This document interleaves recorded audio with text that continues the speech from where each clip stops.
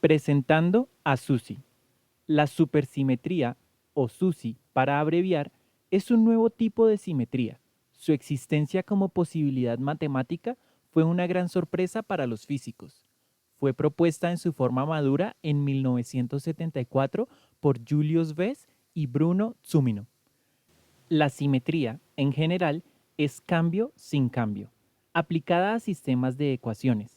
Es la idea de que podemos hacer transformaciones entre las cantidades que aparecen en las ecuaciones sin cambiar las consecuencias de las ecuaciones.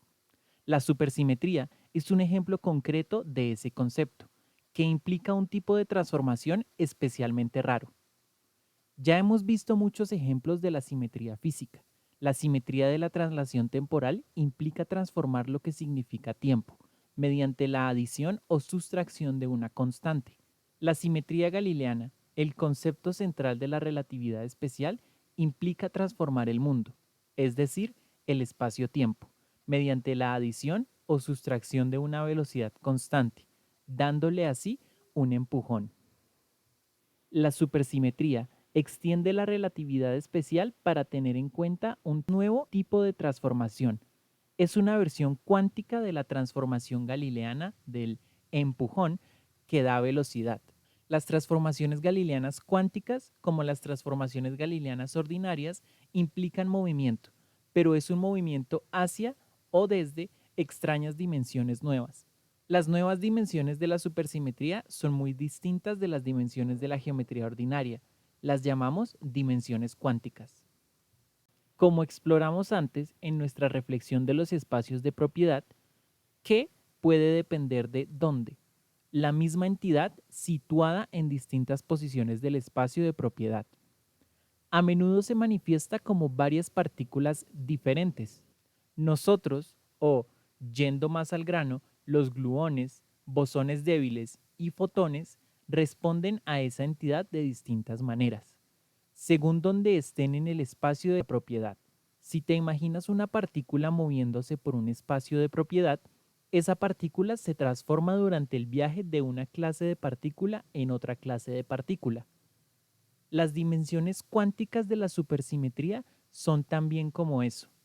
Lo que es nuevo es la naturaleza radical de la transformación que ocurre cuando una partícula se mueve dentro de ellas.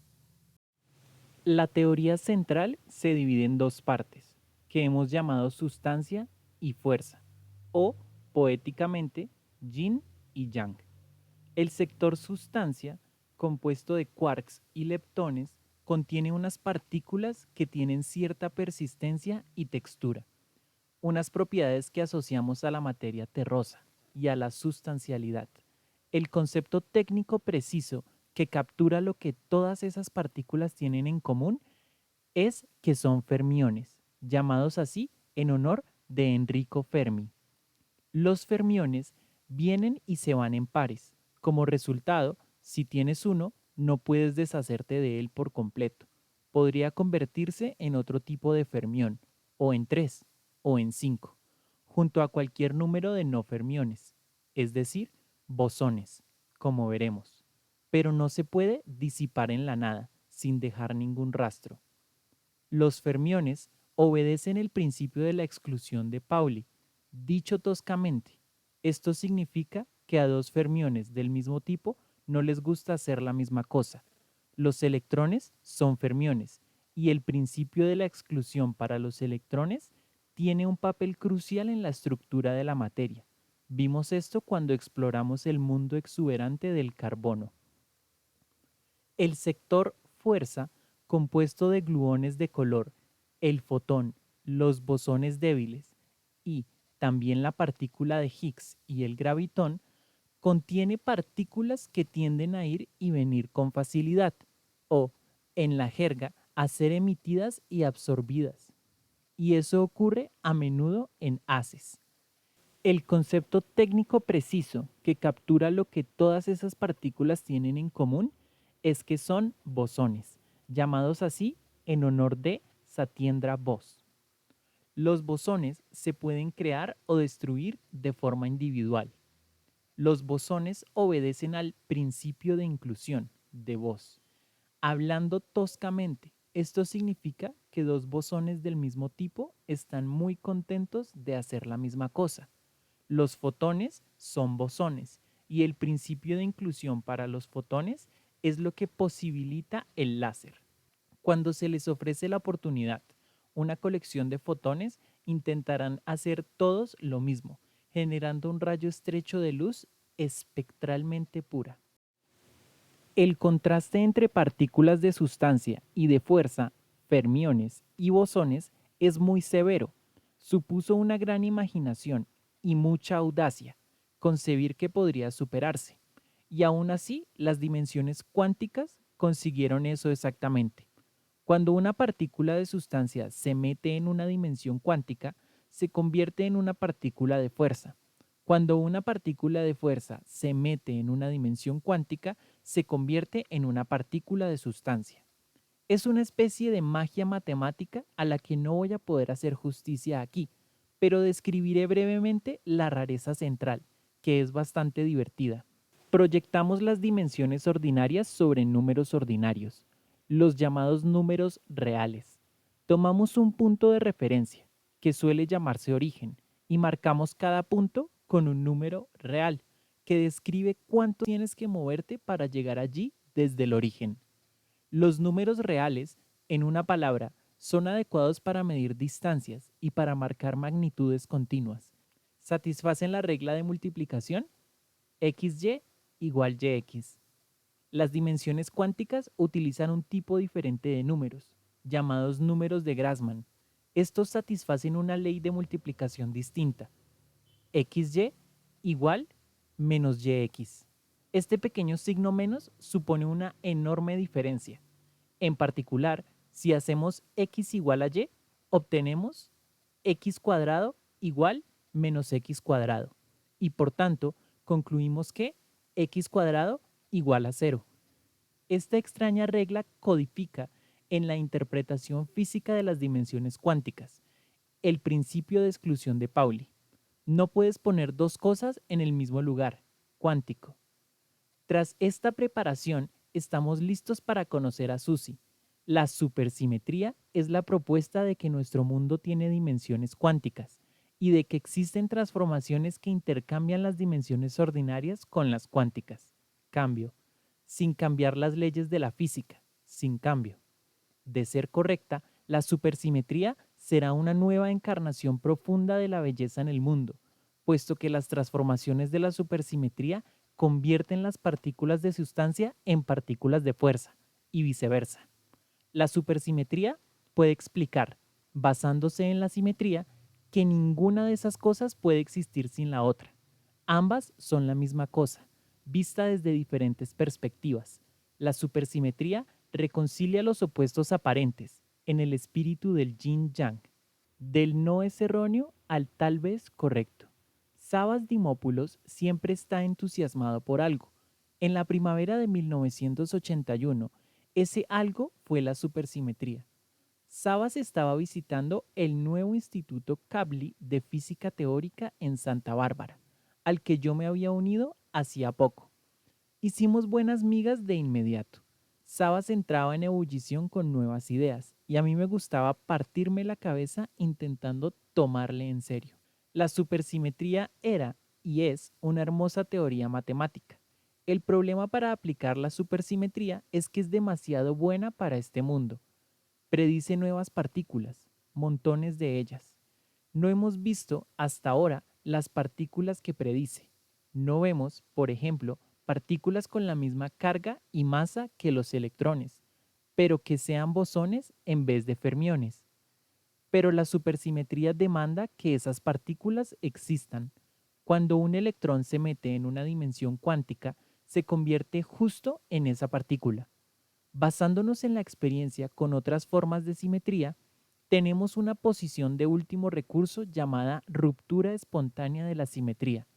El último recurso es suponer que las ecuaciones para el objeto de nuestro interés, que, en la física fundamental, es el mundo en su conjunto, tienen la simetría, pero que sus soluciones estables no la tienen.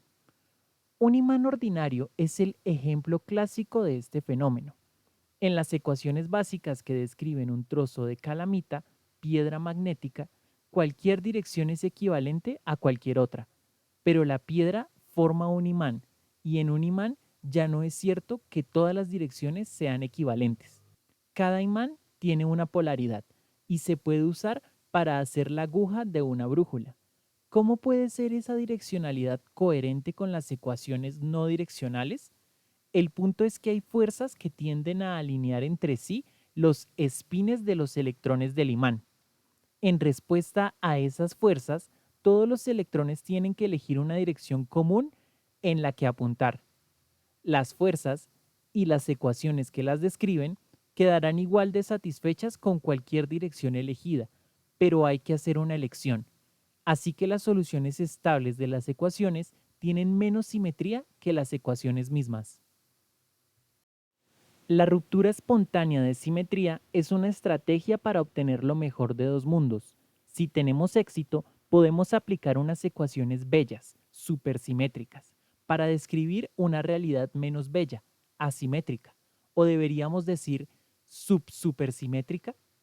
En concreto, cuando un electrón se mete en la dimensión cuántica, su masa cambiará. Si la nueva partícula en que se convierte, el llamado selectrón, es lo bastante pesado, no supone una sorpresa que no lo hayamos observado. Será una partícula inestable que solo puede existir brevemente tras generarse en un acelerador de muy alta energía. En las fronteras de la ignorancia, las aplicaciones de la ruptura espontánea de simetría implican idear hipótesis creativas. Tienes que adivinar una simetría que no es visible en el mundo, ponerla en tus ecuaciones y mostrar que el mundo, o de forma más realista, algún aspecto del mundo que estás intentando explicar, salta de sus soluciones estables. Podemos usar este recurso para la supersimetría, construir modelos del mundo con una supersimetría rota espontáneamente que sean coherentes con todo lo que sabemos resulta difícil. Yo le di un intento breve cuando la supersimetría se desarrolló por primera vez, a mediados de los años 70, pero después de que algunos enfoques simples me fallaron de manera miserable, decidí abandonar. Sabas es un constructor de modelos mucho más dotado por naturaleza, en dos aspectos cruciales. No insiste en la simplicidad y no abandona. Fue una colaboración interesante, reminiscente de la extraña pareja. Cuando yo identificaba una dificultad concreta, llamémosla A, que no se abordaba en su modelo, él decía, no es un problema real, estoy seguro de poder arreglarlo.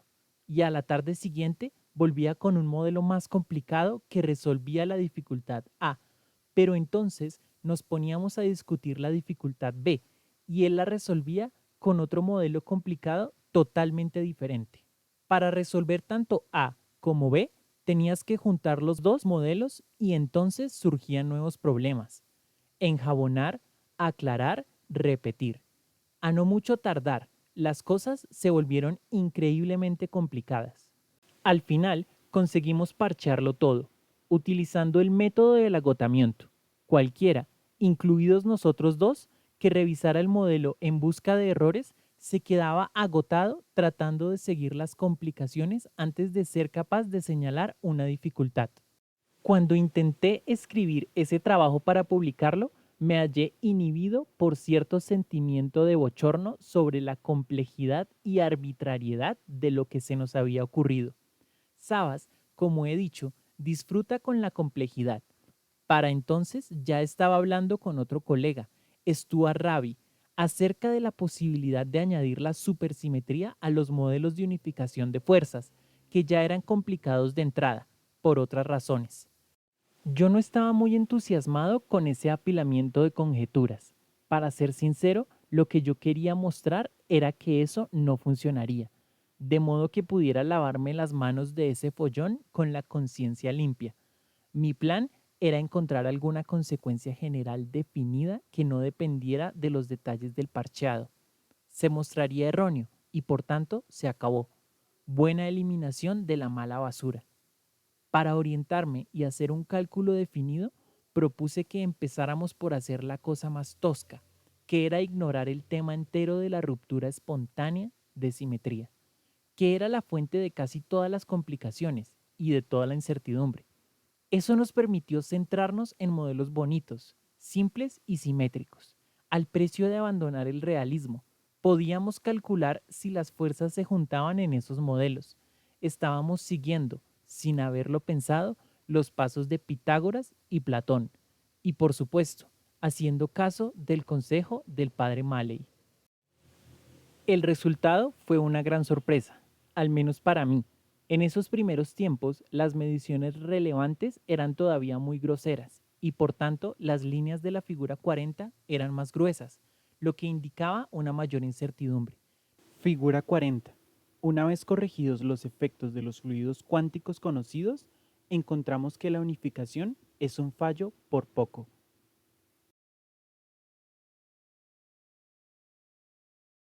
Las líneas gruesas sí que se solapaban.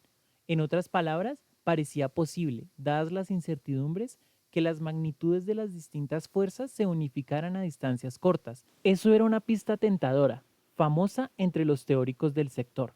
Lo que salió de nuestros cálculos y me pareció asombroso era que los modelos supersimétricos, aunque contenían muchos más fluidos fluctuantes, también funcionaban. Las respuestas diferían según tuvieras o no en cuenta la supersimetría, pero ambas eran coherentes con la información experimental existente. Eso marcó un punto de inflexión. Dejamos a un lado los modelos complicados del tipo no es erróneo que intentaban encajar la realidad en detalle. En vez de eso, Sabas, Stuart y yo escribimos otro artículo corto que a primera vista era claramente poco realista, es decir, erróneo, con la supersimetría intacta. Lo que estábamos proponiendo era demasiado bueno para este mundo. Con todo, ofrecía un resultado tan directo y eficaz que hacía que la idea de unificar las unificaciones, reuniendo la unificación de fuerzas, fuerte más débil más electromagnética, con la unificación supersimétrica, sustancia más fuerza, pareciera, tal vez, correcta.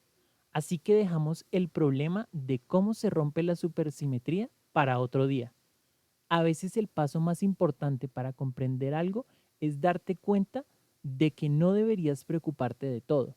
Suele ser mejor estar, tal vez, en lo cierto acerca de algo que no ser erróneo acerca de todo. La joya de la corona. La figura 41 representa en un gráfico lo que reveló nuestro cálculo. Figura 41. Tras añadir los efectos de los nuevos fluidos cuánticos que requiere la supersimetría, ocurre una unificación precisa.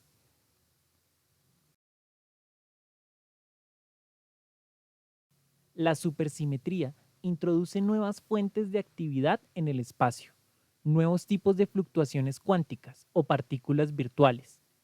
Tenemos que revisar la figura 40 para incluir también correcciones a sus distorsiones. Por supuesto, utilizaremos la mejor información experimental disponible de modo que nuestras líneas sean lo más finas posible. Y cuando hacemos eso, funciona. Las magnitudes de las distintas fuerzas, fuerte, débil y electromagnética, se juntan con una precisión impresionante. Y aún hay más. Hasta ahora hemos dejado la cuarta fuerza, la gravedad, fuera de nuestro tratamiento de la unificación. Ha sido una decisión estratégica. La unificación de las otras tres fuerzas supone un problema mucho más madurado y simple. Las fuerzas fuerte, débil y electromagnética se describen por unas teorías profundamente similares. Cada una es una encarnación de la simetría local de un espacio de propiedad. Y, aunque las magnitudes observadas de estas fuerzas difieren, como se indica por la distribución de los puntos en las figuras 40 y 41, no están fuera de proporción de un modo desaforado. De hecho, difieren por menos de un factor de 10. La gravedad es diferente en ambos aspectos. La teoría que la gobierna, la teoría de la relatividad general de Einstein, también es una encarnación de la simetría local, como hemos visto. Pero la simetría local galileana, es un tipo diferente. Aún más desalentadora es su absurda disparidad de magnitud. La gravedad, cuando actúa entre partículas elementales a energías accesibles, es mucho, mucho más débil que las otras fuerzas. Si cada mucho representara un factor de 10, necesitaríamos 40 muchos. Y así, en la figura 41, no se ve ningún círculo que represente la fuerza observada de la gravedad, porque ese círculo queda muy, muy fuera del universo visible. Supone unos 27 factores de 10 llegar desde el tamaño de nuestra figura hasta el tamaño del universo visible, y eso aún dejaría 13 sobrantes. Pese a todo, podemos meter también a la gravedad en el juego, y, si perseveramos, se nos recompensará. La gravedad responde directamente a la energía, de modo que si la sondeamos con la mente y el lápiz a unas energías cada vez mayores, su fuerza aumenta en proporción. Ese crecimiento de magnitud directo es un efecto mucho más poderoso, cuantitativamente, que los cambios de magnitud de las otras fuerzas, debido a las fluctuaciones cuánticas. El arco de la figura 41, que representa la inversa de la magnitud de la gravedad, se hunde hacia abajo, vuelve a entrar en el universo visible y está muy cerca de juntarse con las otras tres fuerzas, en el punto en que éstas se reúnen también. Al nivel del acoplamiento de las magnitudes, entonces conseguimos una unificación completa entre las cuatro fuerzas básicas: fuerte, más débil, más electromagnética, más gravedad. Ese logro no representa en sí mismo una teoría completa de unificación.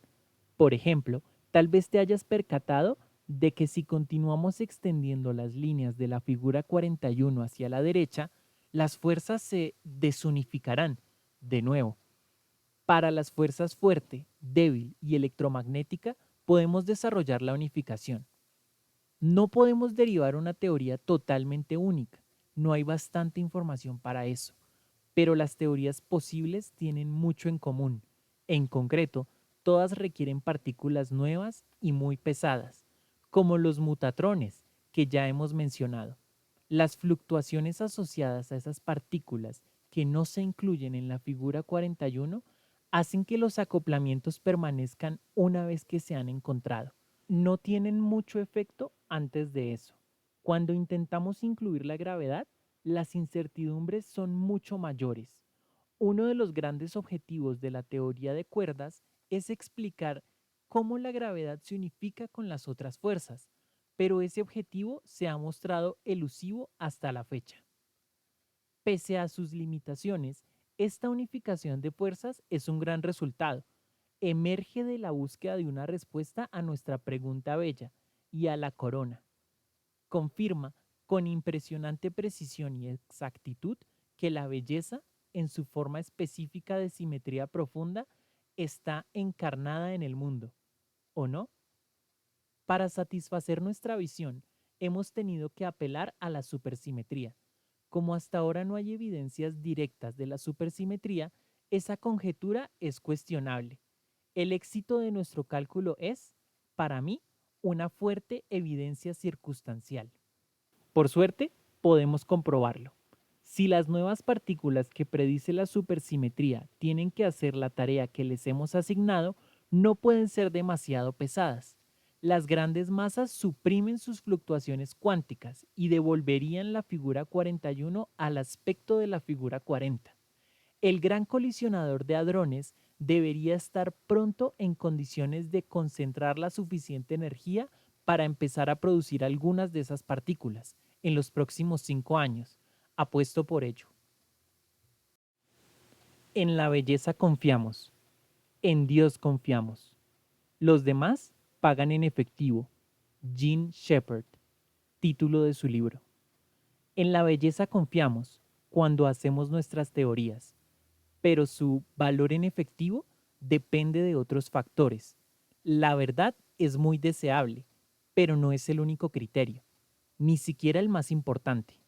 La mecánica de Newton, centrada en la conservación de la masa, y su teoría de los colores, centrada en la conservación de los tipos espectrales, por ejemplo, no son verdad estrictamente, y sin embargo son unas teorías enormemente valiosas. La fertilidad, La capacidad de una teoría para predecir nuevos fenómenos y darnos poder sobre la naturaleza es también una gran parte de la ecuación. En el pasado, la confianza de la belleza ha rendido a menudo beneficios. La teoría newtoniana de la gravedad fue desafiada por la órbita de Urano, que no obedecía a sus predicciones. Urbain Le Verrier y también John Couch Adams, creyendo en la belleza de la teoría, se vieron forzados a proponer la existencia de un nuevo planeta, que no se había observado aún, cuya influencia podía ser la responsable de la anomalía. Sus cálculos dijeron a los astrónomos dónde mirar y condujeron al descubrimiento de Neptuno, la gran síntesis de Maxwell. Como hemos visto, predijo nuevos colores de la luz, invisibles para nuestros ojos y tampoco observados en la época. Confiando en la belleza de la teoría, Hertz propuso y observó las ondas de radio. En tiempos más recientes, Paul Dirac predijo, mediante una ecuación extraña y hermosa, la existencia de las antipartículas, que no se habían observado entonces, pero lo fueron poco después. La teoría central, anclada en la simetría, nos dio los gluones de color, las partículas W y Z, la partícula de Higgs, el quark Charmet y las partículas de la tercera familia. Todo ello como predicciones anteriores a su observación. Pero también ha habido fallos. La teoría atómica de Platón y el modelo planetario de Kepler fueron hermosas teorías que, como descripciones de la naturaleza, fallaron estrepitosamente. Otro error fue la teoría atómica de Kelvin, que proponía nudos de actividad en el éter. Los nudos vienen en diferentes formas y no se desatan fácilmente, así que podía parecer que tenían las propiedades adecuadas para hacer átomos. Estos fallos no dejaron de dar frutos. La teoría de Platón inspiró unas investigaciones más profundas de la geometría y la simetría. El modelo de Kepler le inspiró su gran carrera en la astronomía, y el modelo de Kelvin inspiró a Peter Tate a desarrollar la teoría de los nudos matemáticos, que sigue siendo hoy una materia vibrante, pero como teorías del mundo físico son erróneas sin remedio. El destino de la supersimetría no está decidido aún. Su descubrimiento, como hemos visto, podría recompensar nuestra confianza en la belleza como una guía hacia la realidad profunda. Hay buenas razones para pensar que el descubrimiento puede ser inminente y razones hermosas para esperarlo, pero eso no ha ocurrido de momento. Veremos. Una doble bendición.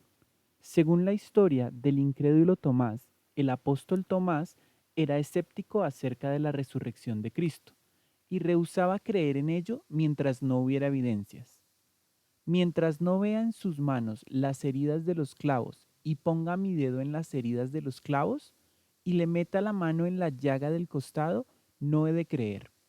Cuando Jesús se apareció a Tomás y le permitió examinar sus heridas y Tomás creyó, Jesús dijo: Tomás, ¿por qué me has visto? Has creído.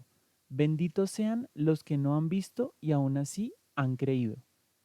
Esta historia ha inspirado muchas obras de arte, incluida La incredulidad de Santo Tomás de Caravaggio, lámina YY, que me parece evocadora.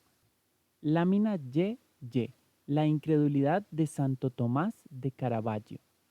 Tomás es un indagador embelesado y se le anima al examen.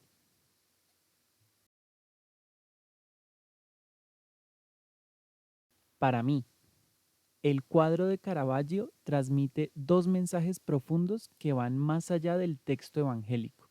Se puede ver, en primer lugar, que Jesús no se resiste al examen inquisitivo de Tomás, sino que más bien lo acepta gustoso. Y se puede ver que Tomás está fascinado y emocionado al descubrir que la realidad corresponde a sus esperanzas más profundas. El incrédulo Tomás es un héroe y un hombre feliz. Los que creen sin ver son bendecidos con el gozo de la certeza, pero la suya es una frágil certeza y una alegría vacía. Aquellos cuya fe no es pasiva, sino que se compromete con la realidad, recibirán una segunda bendición más gratificante por la armonía entre la creencia y la experiencia. Benditos sean los que creen lo que ven. La unificación de las fuerzas y la unificación de fuerza y sustancia son unos programas teóricos que ya están muy avanzados. Como hemos visto, han alcanzado un poder explicativo significativo y proponen unos efectos esencialmente nuevos que son accesibles mediante experimentos concretos y factibles, unas propuestas que se está sometiendo a prueba ahora mismo. Hay otras dos unificaciones en la física fundamental que yo creo que serían sumamente deseables, pero donde las ideas existentes están menos maduras. Una es la unificación de nuestra descripción de la materia y de la información. La primera se basa, a muy grandes e imprecisos rasgos, en las ecuaciones que describen los flujos de energía y carga. Esas ecuaciones se obtienen formalmente manipulando una cantidad llamada acción. La acción tiene algunas conexiones interesantes con la entropía y la entropía tiene unas conexiones estrechas con la información, de modo que la posibilidad de una teoría unificada es tentadora. Una teoría así podría muy bien aportar un entendimiento más conceptual del teorema de Noether y reforzar sus fundamentos. La otra es la unificación de la dinámica con las condiciones iniciales, mencionadas varias veces en nuestra exposición principal. En las fronteras de la física, pero importante en cualquier discusión sobre la unificación final, está lo que Francis Crick llamó la hipótesis asombrosa, que la conciencia, conocida también como mente, es una propiedad emergente de la materia. A medida que progresa la neurociencia molecular, sin encontrar líneas divisorias, y que los ordenadores reproducen cada vez más comportamientos que llamamos inteligencia en los humanos, esa hipótesis parece inevitable, pero la clave concreta de su funcionamiento sigue resultando oscura, por decirlo menos.